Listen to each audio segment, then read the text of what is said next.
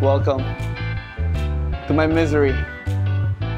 Thank you for donating the CLC campaign. This is what I got.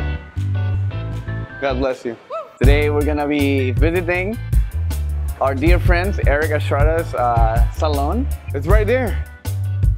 Oh, I saw it. Kenalkan, ini ko Eric and Ivana, the owner of the salon Liwang Nail Salon, and that's also our kids coordinator at the West. I don't know how I feel about this, man. How do you feel? I don't know. Never done this before.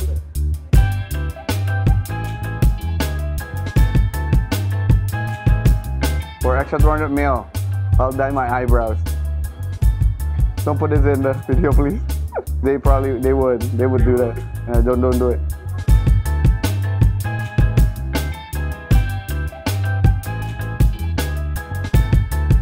Look like an idiot. Okay, now we're getting some snacks. Yeah. Okay, kanan. Getting some snacks. Let's go.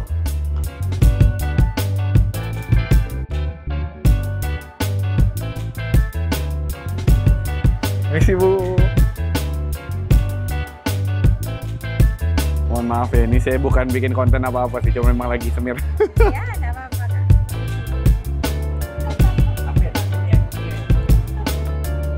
He's also getting one.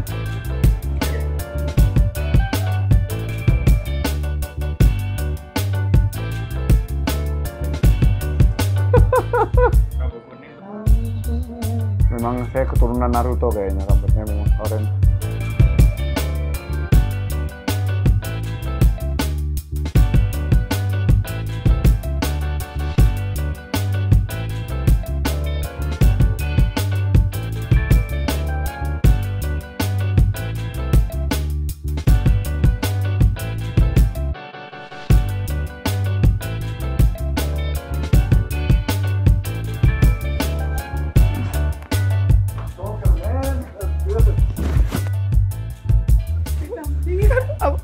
I'm speechless. I don't know what to do. ICA, I've done my part. Now it's your turn to do your part. All right? Look forward for more reveals in the future. Bye-bye.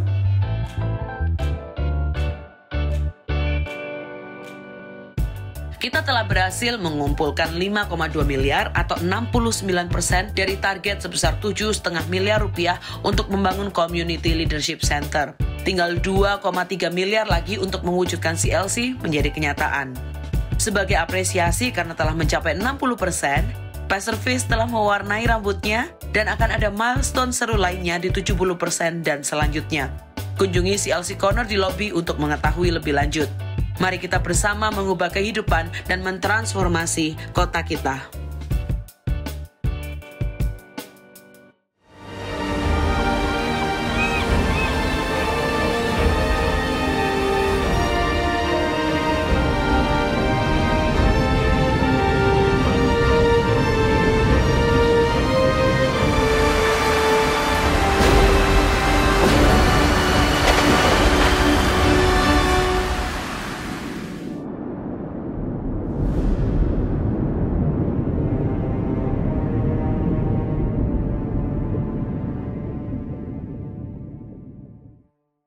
Ya, selamat pagi semuanya.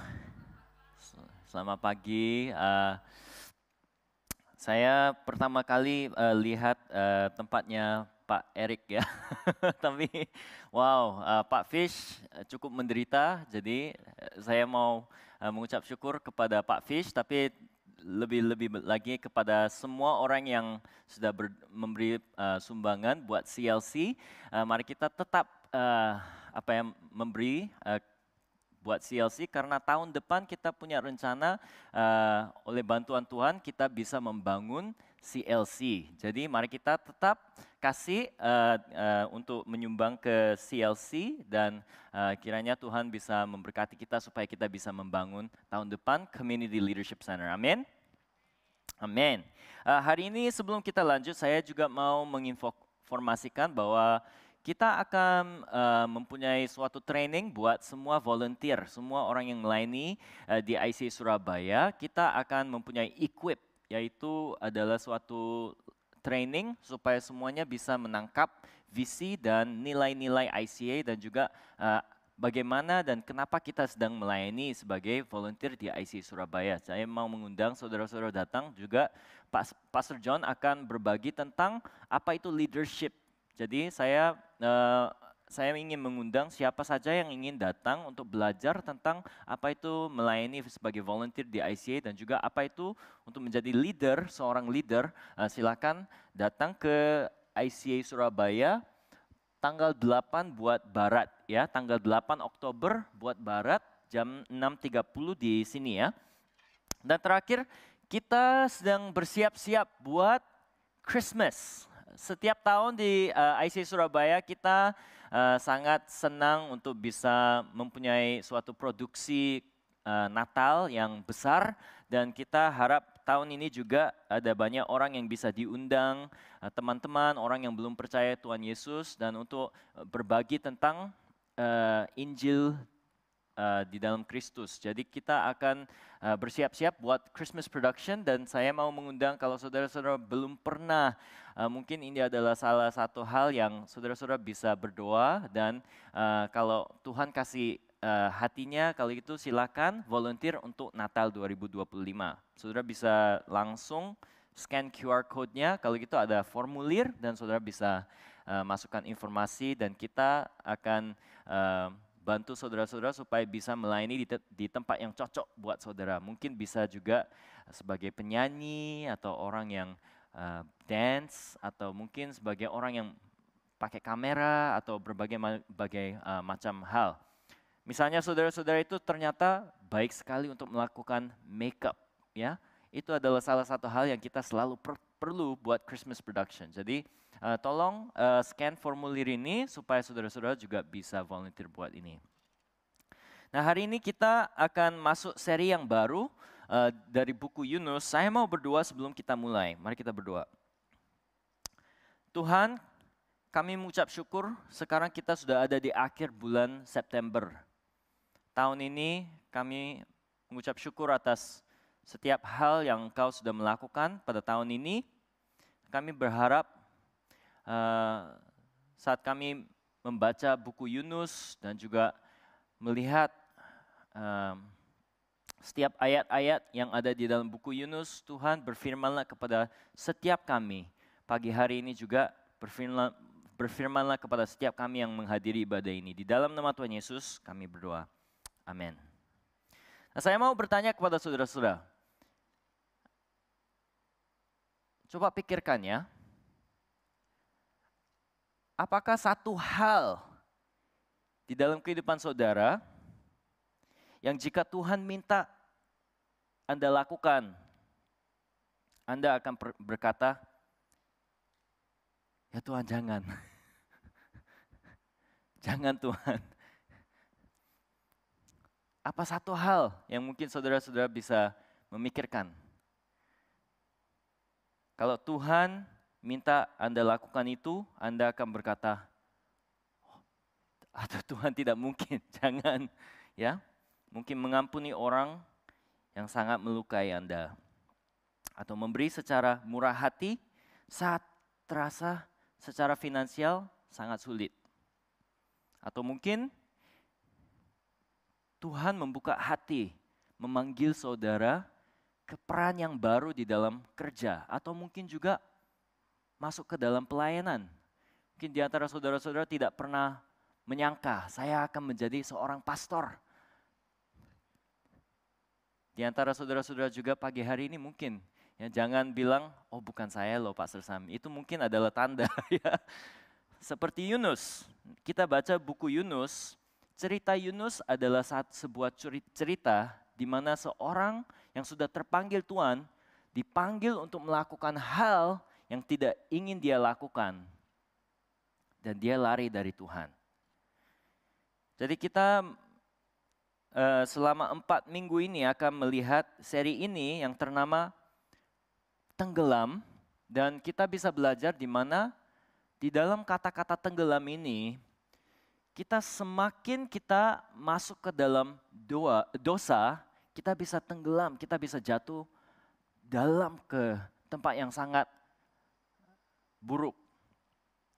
Tapi anugerah Tuhan itu sangat besar sehingga anugerah besar Tuhan itu lebih dalam lagi daripada setiap dosa yang kita bisa lakukan di dalam kehidupan kita. Saat kita lari dari Tuhan, kita selalu semakin dalam masuk ke dalam dosa. Tapi ketika kita berpaling kepada Tuhan, anugerahnya jauh lebih dalam lagi. Jadi hari ini kita akan melihat Yunus 1 ayat 1 sampai 3 dan di sana kita bisa belajar tentang suatu tema yaitu lari dari Tuhan. Kita mulai di ayat 1, tertulis, datanglah firman Tuhan kepada Yunus bin Amittai. Bin itu artinya anaknya ya, anaknya Amittai.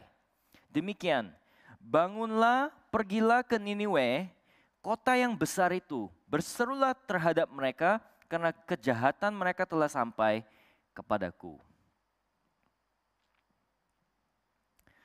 Saat kita melihat cerita Yunus, kita bisa mempelajari satu hal yang penting di dalam perjalanan kita sebagai orang Kristen. Yang pertama adalah bahwa Tuhan sering memanggil kita untuk hal-hal yang tak terduga. Tuhan sering memanggil kita untuk hal-hal yang tak terduga. Maaf ya saudara-saudara, saya orang Korea Selatan. Di rumah saya bicara dalam bahasa Korea, di kerja saya bicara dalam bahasa Inggris. Hari ini pagi hari ini lidah saya nggak mau ikuti saya. Saya mungkin saudara-saudara bisa merasa kok katanya seperti itu ya. Saya minta maaf lebih dulu ya. Saudara-saudara, panggilan Tuhan sering terasa tidak masuk akal. Saya tidak senang hal ini, tetapi ini adalah hal yang kita bisa lihat berkali-kali di dalam Alkitab. Tuhan seringkali memanggil kita dan untuk melakukan hal-hal yang tidak masuk akal. Buat Yunus, panggilan Tuhan untuk ke kota Niniwe, kota besar, yaitu kota yang paling besar, kota yang paling penting di dalam negara Asyur, itu adalah hal yang sungguh-sungguh tak masuk akal. Alasannya kenapa? Zaman Yunus itu, Yunus adalah seorang nabi yang terpanggil untuk melayani bangsa Israel. Waktu itu bangsa Israel sampai bangsa Asyur, mereka sedang berperang dan kalau jujur, bangsa Asyur itu jauh lebih kuat, jauh lebih dahsyat daripada bangsa Israel. Israel adalah bangsa yang memang zaman Daud dan Solomon itu mungkin lumayan dianggap kuat. Tapi pada zaman Yunus, bangsa Israel melawan bangsa Asyur tidak bisa menang. Tapi Tuhan memanggil Nabi Yunus dengan suatu pesan. Ya. Kalau kita melihat hamba-hamba Tuhan di dalam Alkitab, mereka biasanya mempunyai suatu pesan yang menjadi kayak tesis, ya, tema yang paling penting di dalam pelayanannya. Buat Yunus, satu firman Tuhan yang dia menyampaikan kepada bangsa Israel adalah pengharapan buat bangsa Israel. Tuhan akan membantu negara Israel. Ya, jadi Yunus dia menyampaikan firman Tuhan kepada bangsa Israel dan dia bernubuat bahwa bangsa Israel akan menangkan tanah kembali. Ya, terus mereka memegang janji itu dan di 2 Raja-Raja 14 ayat 25 tertulis, ia yaitu Yerobeam II mengembalikan daerah Israel dari jalan masuk ke Hamat sampai ke Laut Araba seperti yang difirmankan Tuhan Allah Israel dengan perantaraan hambanya Nabi Yunus bin Amittai dari Gad Hefer. Jadi pelayanan Yunus salah satunya adalah bernubuat. Tuhan akan bantu bangsa Israel supaya mereka bisa ambil kembali tanah yang sudah diambil dari bangsa Asyur. Punyalah pengharapan ya, karena Tuhan belum melupai, ya tidak melupai bangsa Israel. Ya. Tapi tiba-tiba di Yunus 1:1-2 hal yang tak masuk akal ya menjadi perintah yang diterima Yunus dari Tuhan. Datanglah firman Tuhan ya, Yunus 1 ayat 1-2 sekali lagi. datanglah firman Tuhan kepada Yunus bin Amittai demikian. Bangunlah, pergilah ke Niniwe, kota yang besar itu, berserulah terhadap mereka karena kejahatan mereka telah sampai kepadaku.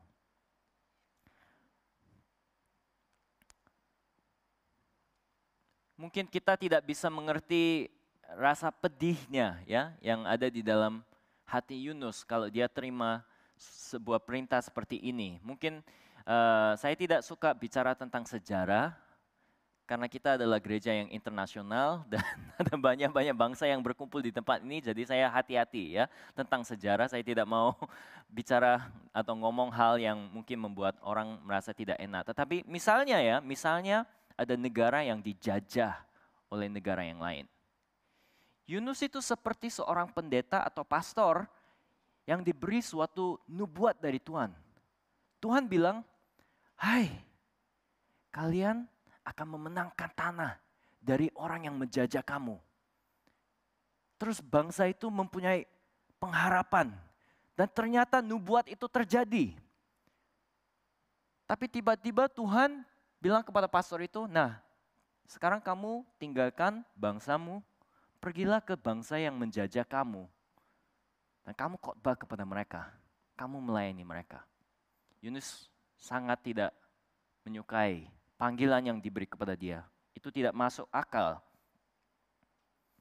Kenapa kok Tuhan bisa menyuruh dia pergi ke negara Asyur? Bukan hanya negara Asyur, tetapi kota yang paling penting di negara Asyur, yaitu kota Niniwe. Itu karena panggilan Tuhan di dalam kehidupan kita menyingkapkan prasangka, keegoisan, dan berhala kita. Ada banyak waktu di mana Tuhan memanggil kita dengan cara yang khusus. Mungkin bukan mengenai pekerjaan atau perubahan dalam karir kita, tapi mungkin di dalam hal yang lebih kecil daripada itu, bicara kepada seseorang. Mungkin untuk memberi persembahan yang khusus, ya. Hal seperti itu. Kenapa Tuhan meminta hal seperti itu? Karena hal-hal seperti itu yang menunjukkan mungkin keegoisan atau berhala di dalam hati kita. Tuhan sebagai seorang dokter bisa melihat apa itu adalah masalah-masalah di dalam hati kita. Dan terkadang dia memanggil kita dengan cara yang tak terduga karena dia sudah tahu apa itu berhala di dalam hati kita. Yunus mungkin selama dia melayani Tuhan sebagai seorang nabi, dia percaya bahwa Tuhan mengasihi bangsa Israel. Dia penuh dengan sebuah iman bahwa Tuhan sangat setia kepada bangsa Israel. Tetapi panggilan ini ke Niniwe, itu adalah suatu kebenaran tentang Tuhan yang baru, yang mungkin Tuhan ingin menunjukkan kepada Yunus. Yaitu apa? Bukan hanya Tuhan mengasihi Israel, tapi Tuhan juga mengasihi bangsa Asyur. Sebagai seorang nabi yang melayani di Israel, lebih nyaman pikir Tuhan mengasihi Israel, tapi pasti membenci musuhnya. Tapi Tuhan ingin menunjukkan itu juga adalah sebuah pikiran yang salah. Ya, saudara-saudara, sebenarnya kadang-kadang sebagai seorang pastor ada waktu di mana saya juga bisa merasa sangat bingung bagaimana saya harus bicara sama para orang-orang di gereja. Waktu saya di Korea Selatan pernah ada perkumpulan doa, ya, perkumpulan doa. Mereka mengundang saya, mari kita berdoa pastor. Saya pikir, wah, jemaatnya sangat rajin untuk berdoa. Terus berdoanya buat apa? Karena besok kita akan main sepak bola melawan tim ini. Bingung sekali. Loh, kita berdoa mau doa apa ini? Tuhan biarlah mereka kalah ya. Apa yang kita akan doakan ini salah ya. Itu artinya kita harus memikirkan Tuhan pasti mengasihi negara saya, tapi bukan negara yang itu. Itu adalah salah satu pola pikiran di dalam kehidupan kita yang mungkin Tuhan ingin memperbaiki. Kadang-kadang di kehidupan kita juga bisa dilukai oleh rekan kerja. Atau mungkin dari orang-orang lingkungan kita, mungkin dari keluarga kita, bahkan dari keluarga kita juga ya. Terus kita bisa masuk dalam pola pikiran, saya benar, mereka salah. Sehingga Tuhan pasti mengasihi saya, tetapi mana mungkin Tuhan mengasihi orang sejahat, orang itu. Saya pernah dilukai di dalam hati saya ya, bukan secara fisik ya, dilukai oleh rekan kerja dulu. Waktu saya melayani sebagai pastor. Mungkin saudara-saudara pikir seorang pastor tidak pernah dilukai oleh rekan kerja di gereja ya. Saya pernah dilukai. Dan salah satu tanda saya bisa lihat bahwa saya tidak sehat. Itu saat rekan kerja itu, mereka itu mengalami sukses di dalam pelayanannya. Hati saya bisa menjadi sedih. Saya berpikir, Tuhan padahal mereka melakukan demikian kepada saya. Kok Tuhan memberkati pelayanan mereka? Ya, di dalam kehidupan kita mungkin kita bisa juga mengalami hal seperti itu. Dan Yunus saat dia dipanggil untuk ke Niniwe, dia juga punya perasaan yang sama. Tuhan, kalau Tuhan ingin saya menyampaikan firman kepada bangsa Israel, suatu firman pengharapan, bahwa Tuhan tidak melupai negara Israel, saya mau. Itu saya mau menyampaikan. Tapi sekarang engkau menyuruh saya ke bangsa Niniwe untuk berkhotbah kepada mereka. Mereka nanti kalau bertobat bagaimana Tuhan? Padahal mereka itu bangsa yang sangat jahat loh Tuhan. Saya tidak mau. Ada satu buku yang ditulis Pastor Timothy Keller, namanya Rediscovering Jonah, di mana dia menulis tentang bangsa Asyur. Betapa mereka itu bangsa yang sebenarnya jahat sekali. Dia menulis, raja-raja Asyur sering mencatat kemenangan militer mereka, membanggakan dataran penuh mayat dan kota-kota yang dibakar habis. Kaisar Shalmaneser menggambarkan penyiksaan pemotongan tubuh dan pemenggalan kepala, maaf ya saudara, secara mengerikan di relief batu besar. Suatu batu besar dia menggambarkan hal seperti itu. Untuk membanggakan ya kemenangannya. Setelah menangkap musuh, mereka biasanya memotong satu kaki dan satu tangan. Menyisakan satu tangan untuk menjabat tangan korban saat sekarat sebagai ejekan. Mereka memaksa keluarga membawa kepala orang terkasih di atas tiang, mencabut lidah dari tawanan, menguliti mereka hidup-hidup dan membakar remaja. Yang selamat dijadikan budak secara brutal. Bangsa Asyur dijuluki negara teroris. Nah coba bayangkan, mungkin Yunus pernah mengalami orang yang dia kenal disiksa oleh bangsa Asyur. Bahkan mungkin keluarganya pun ya yang melayani sebagai prajurit di dalam bangsa Israel disiksa. Mungkin dia pernah melihat keluarga-keluarga itu disiksa oleh bangsa Asyur. Dia penuh dengan hati benci terhadap bangsa Asyur. Tapi di dalam situasi seperti itu Tuhan memanggil Yunus kembali ke bangsa Asyur, ke kota Niniwe untuk menyampaikan firman Tuhan kepada mereka sehingga mereka bisa bertobat. Yunus sungguh-sungguh tidak mau. Karena perintah ini menunjukkan sesuatu hal yang dia tidak mau terima, bahwa Tuhan juga mengasihi bangsa Asyur. Nah, alasan Tuhan memanggil kita untuk hal-hal yang tak terduga adalah untuk mengubahkan hati kita. Mungkin di antara saudara-saudara ada di antara saudara-saudara yang merasa ada suatu panggilan dari Tuhan. Panggilan bukan mengenai karir atau kerja ya. Panggilan yang saya menceritakan ini adalah mungkin suatu firman atau perintah dari Tuhan. Mungkin untuk ada rekonsiliasi dengan seseorang yang saudara-saudara sungguh-sungguh tidak mau mengampuni. Mungkin Tuhan suruh kita melayani rekan kerja, atasan bawahan, atau rekan kerja yang sulit. Mungkin Tuhan suruh kita merangkul keluarga kita ya mungkin kita memiliki masalah keluarga dan kita sungguh-sungguh tidak masuk akal kita merangkul keluarga kita. Tapi Tuhan kasih hati, ya. Dia memanggil kita untuk merangkul keluarga kita. Atau mungkin di suatu situasi di mana saudara-saudara secara finansial memang sangat sulit. Tetapi Tuhan pernah kasih hati kepada saudara-saudara. Kamu berkati orang itu. Atau kamu kasih persembahan khusus buat ini. Nah, saudara-saudara mungkin ragu-ragu, apa ini dengar dengan benar atau saya makan makanan yang kurang bagus. Apaan ini? Atau juga perubahan karir. Mungkin di antara saudara-saudara ada orang yang sungguh-sungguh terpanggil untuk masuk ke dalam pelayanan, tapi saudara ingin lari dari itu. Alasan kenapa Tuhan memanggil kita untuk hal yang tak terduga adalah karena Tuhan ingin membawa sebuah transformasi di dalam hati kita. Nah, ada dua cara untuk berlari dari Tuhan. Ada dua cara kita bisa lari dari Tuhan. Yang pertama adalah cara yang mungkin kita bisa tahu dengan jelas, ya. Itu adalah ketidaktaatan terang-terangan. Ketidaktaatan yang terang-terangan. Ini salah satu cara kita bisa lari dari Tuhan.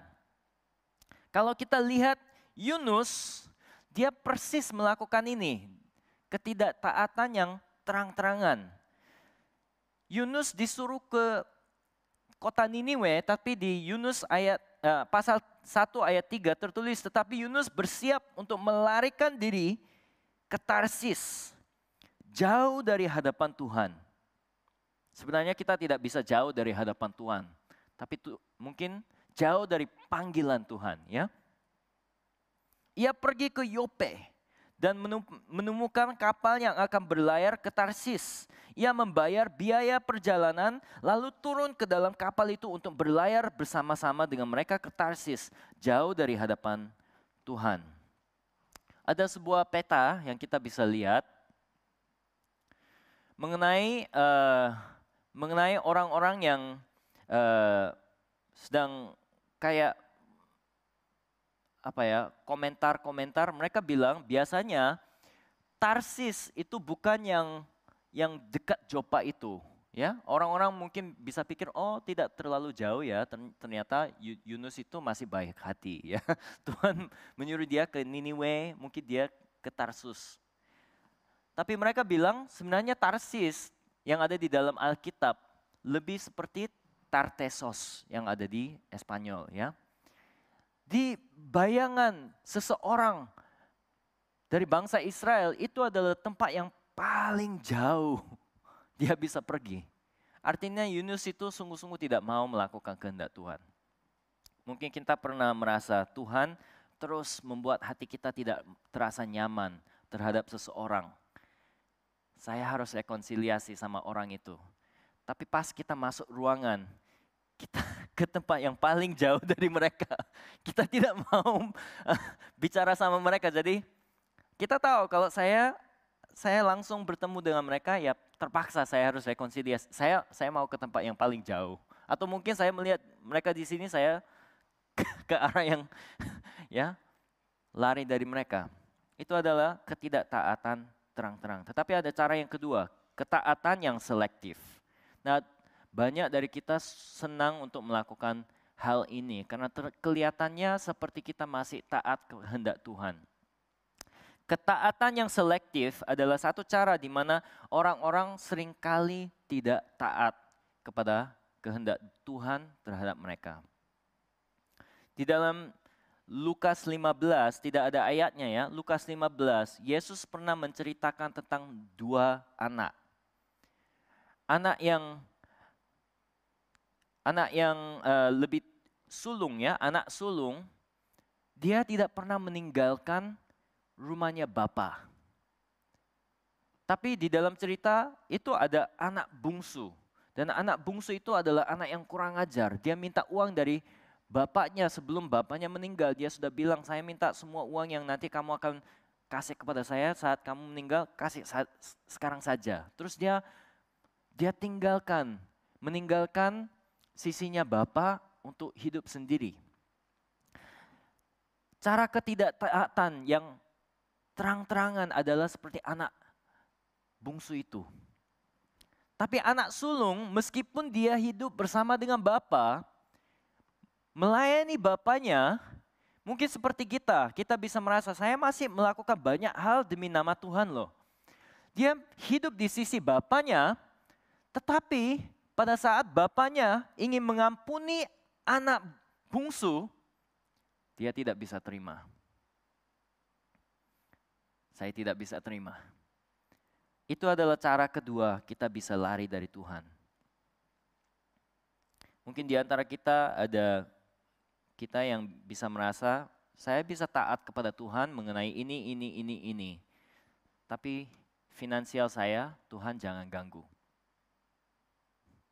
Tuhan pokoknya ini jangan ganggu Tuhan. Mungkin kita merasa, saya bisa melakukan hal-hal secara finansial, itu tidak berat buat saya. Tapi hubungan sama orang ini, Tuhan pokoknya enggak mau. Enggak mau saya. Ya. Atau kita bisa menjadi orang yang sebenarnya rela untuk melakukan hal itu, tetapi secara karir kita bisa merasa, Tuhan pokoknya jangan panggil saya melakukan hal apapun itu. Ketidaktaatan selalu akan membawa kita semakin jauh turun. Ini adalah satu pattern yang kita bisa lihat di dalam Yunus. Yunus pasal 1 ayat 3 tertulis, ia membayar biaya perjalanan, lalu turun ke dalam kapal. Nantinya, di ayat 5, dia turun ke dalam ruang kapal. Terus pasal 2 ayat 3 tertulis bahwa dia ke tempat yang dalam ke pusat lautan. Ya, dia sudah ditelan oleh sebuah ikan, habis itu dia masuk ke tempat yang dalam ke pusat lautan. Terus ayat 6 tertulis, aku tenggelam ke dasar bumi. Saudara-saudara, tahukah saat kita tidak taat kepada Tuhan di dalam satu hal, itu menjadi suatu spiral yang membawa kita ke tempat yang lebih dalam lagi. Satu hal yang kita tidak ingin taat kepada Tuhan, itu membawa kita ke dalam ketidaktaatan yang berikut. Minggu yang lalu kita memiliki 1 minggu kita berdoa, namanya breakthrough. Alasan kita berdoa buat breakthrough, ya, alasannya adalah karena iblis seringkali memiliki stronghold di dalam kehidupan kita. Area-area di dalam kehidupan kita di mana kita masih belum berserah kepada Tuhan. Itu bisa hal yang mungkin seperti kecanduan atau dosa atau hubungan yang rusak, bisa apa saja. Tapi itu adalah suatu stronghold di mana di dalam kehidupan kita belum secara murni bilang, Tuhan, saya memberikan nyawaku kepada Engkau. Saya memberi kehidupan saya, semuanya saya berserah kepada Engkau. Ada satu stronghold di dalam kehidupan kita. Nah, stronghold itu bisa membuka stronghold yang baru buat iblis. Yesus mengerti hal ini, makanya dia bilang di Matius 5 ayat 23 sampai 24. Matius 5, 23 sampai 24. Sebab itu, jika engkau mempersembahkan persembahanmu di atas mezbah dan engkau teringat akan sesuatu yang ada di dalam hati saudaramu terhadap engkau, tinggalkanlah persembahanmu di depan mezbah itu dan pergilah berdamai dahulu dengan saudaramu. Lalu kembali untuk mempersembahkan persembahanmu itu. Kita bisa pikir, apaan ini kok? Memuji Tuhan, menyembah Tuhan, apa kaitannya dengan hubungan dengan orang yang lain yang rusak? Tapi buat Yesus, itu adalah hal yang terhubung. Saat kita memiliki bagian di dalam kehidupan kita di mana ada dosa, ada hal yang terhalang atau hal yang kita tidak taat kepada Tuhan, itu selalu akan mempengaruhi kehidupan yang ingin menyembah Tuhan dengan sempurna. Saya ingin kita semua bisa memeriksa kehidupan kita. Tuhan mungkin sedang memanggil kita untuk melakukan sesuatu hal. Dan kita belum siap untuk taat dalam hal itu. kita harus mengerti, ketidaktaatan itu membuat kita bukan hanya stagnan saja, tetapi itu adalah suatu spiral yang membawa kita ke tempat yang lebih bawah lagi, turun lagi. Kita harus taat kepada Tuhan. Jadi yang terakhir kita bisa belajar adalah ketika Tuhan memanggil kita, kita harus taat. Meskipun tidak memahami sepenuhnya rencananya. Ini adalah salah satu kebenaran di dalam Alkitab yang saya sungguh-sungguh tidak suka. Tapi itu benar. Kita bisa melihat contoh dan contoh, berbagai macam contoh yang menunjukkan suatu kebenaran ini. Tuhan selalu melatih ya semua umatnya untuk menjadi seseorang yang bisa bertaat kepada Tuhan meskipun tidak bisa mengerti semua rencana Tuhan. Saya mau mengundang pemain musik untuk maju. Nah, ketaatan sejati itu selalu ditandai oleh 3 hal. Ini adalah hal yang kita bisa mempraktekkan. Yang pertama, cepat tanggung. Bahasa Inggrisnya promptness. Terkadang karena kita tidak senang dengan apa yang Tuhan berfirman kepada kita, kita tidak langsung melakukannya. Saya pernah dikasih sebuah firman dari Tuhan untuk memberi persembahan yang sebenarnya sebagai seorang pastor saya ingin bisa mengakui bahwa saya selalu tidak keberatan untuk memberi persembahan, tetapi ada waktu di mana secara finansial memang agak sulit terus diberi berkat dari tempat yang saya tidak pernah menyangka. Pas saya terima, belum masuk dompet ya, pas saya terima, Tuhan bilang kamu kasih itu buat ini. Saya merasa kayak Tuhan kejam ya. Kok bisa kejam seperti itu ya? Tuhan, padahal kita masih perlu banyak hal. Ini baru masuk tangan saya kok bilang kepada saya harus langsung kasih ini ke hal itu. Tuhan kejam. Ya. Cepat tanggung artinya jangan pergi pulang habis itu merunding sama orang-orang, ya merunding sama orang-orang yang banyak, habis itu setelah semua orang bilang, kamu jangan, kamu nanti jadi sia-sia, ya. Abraham adalah suatu contoh cepat tanggung. Kejadian 12 ayat 1 tertulis, berfirmanlah Tuhan kepada Abraham, pergilah dari negerimu, dan dari sanak saudaramu dan dari rumah bapamu ini ke negeri yang akan kutunjukkan kepadamu. Mungkin ada banyak orang di sekelilingnya yang akan bilang jangan. Tapi ayat 4 tertulis, lalu pergilah Abraham seperti yang difirmankan Tuhan kepadanya. Yang kedua, ketaatan itu ditandai oleh kerelaan hati. Willingness. Bukan hanya hati yang merasa seperti budak, aduh Tuhan itu memperbudak saya. Tapi dengan hati yang rela. Waktu Maria itu menerima panggilan untuk menjadi ibunya Yesus, mengandung Yesus. Kata Maria di Lukas 1 ayat 38, sesungguhnya aku ini adalah hamba Tuhan, jadilah padaku menurut perkataanmu itu. Lalu malaikat itu meninggalkan dia. Dan yang terakhir, ketaatan penuh, completeness. Kalau Tuhan ingin kita melakukan sesuatu hal, jangan pilih-pilih. Oh saya mau ini, tetap tidak mau itu. Saya mau sejauh ini tetapi tidak mau sampai itu Tuhan. Kita secara sepenuhnya kita taat kepada Tuhan. Nah, kita memiliki alasan terbesar untuk percaya kepada Tuhan dan untuk taat kepada Tuhan, yaitu contoh di dalam Tuhan Yesus. Tuhan Yesus adalah contoh yang paling sempurna. Apa itu menjadi manusia yang taat kepada Tuhan. Yesus dipanggil oleh Tuhan untuk hidup dalam hidup yang akan mengalami penderitaan. Mungkin secara manusia Yesus bisa merasa saya sungguh-sungguh tidak mau melakukan ini. Tapi Yesus di dalam Matius 26 ayat 39 tertulis, maka ia maju sedikit sujud dan berdoa. Katanya, Ya Bapakku, jikalau sekiranya mungkin, biarlah cawan ini lalu daripadaku, tetapi janganlah seperti yang ku kehendaki, melainkan seperti yang Engkau kehendaki.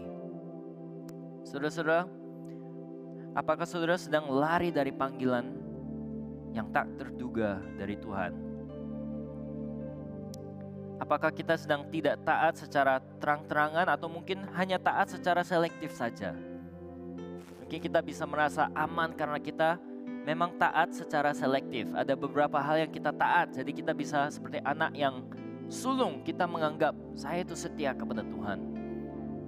Tapi Tuhan ingin ketaatan kita yang penuh. Karena ketidaktaatan selalu membawa kita menurun. Jadi mari kita taat kepada kehendak Tuhan, jangan lari dari Tuhan. Apapun yang Tuhan ingin berfirman kepada kita, mari kita terima, mari kita taat. Mari kita tutup dengan doa. Saudara-saudara, silakan pikirkan apa yang Tuhan sudah berfirman kepada engkau, kepada saudara-saudara, dan mari kita berdoa. Tuhan, pagi hari ini kami bersyukur karena anugerah Tuhan itu selalu lebih besar daripada semua dosa yang kami bisa melakukan dalam kehidupan kita. Meskipun kita lari dari Tuhan, anugerah Tuhan itu jauh lebih besar daripada itu, bisa menangkap kita supaya kita bisa mempunyai second chance. Tuhan, pagi hari ini kami ingin taat kepada kehendak-Mu. Apapun yang Engkau memberi kepada kita, mungkin Engkau ingin kita berekonsiliasi sama seseorang atau memperbaiki hubungan yang rusak, atau mungkin untuk memberi sesuatu hal, waktu kita, keuangan kita, apapun yang Engkau inginkan. Tuhan, kami mau memberi dengan hati yang rela. Tuhan, terimalah. Ada juga orang yang terpanggil untuk melakukan sebuah pelayanan.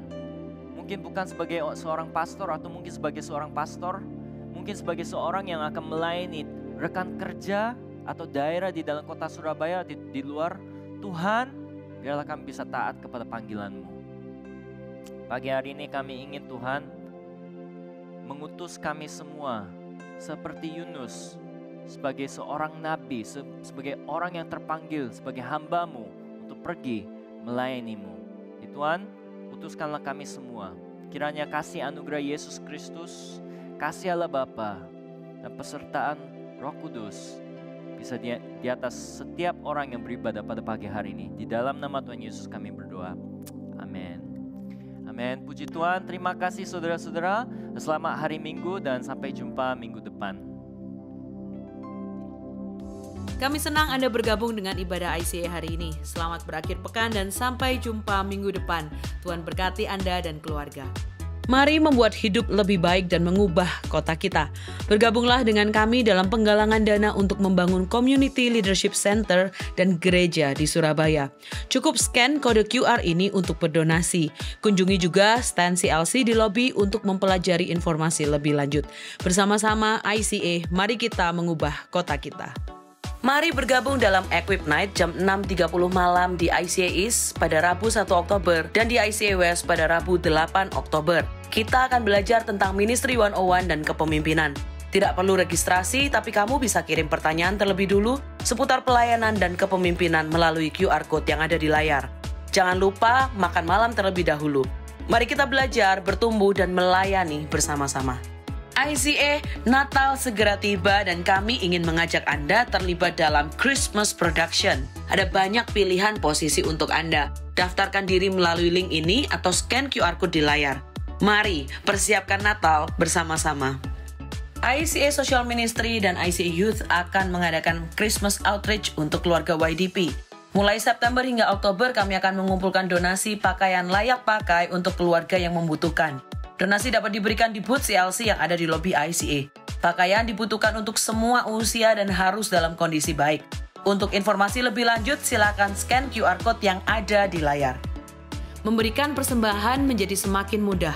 Silakan scan QR Code di layar dengan menggunakan aplikasi bank Anda atau kunjungi icaspy.com/giving untuk informasi lebih lanjut. Sumbangan dana untuk beasiswa YDP memiliki kode QR yang baru.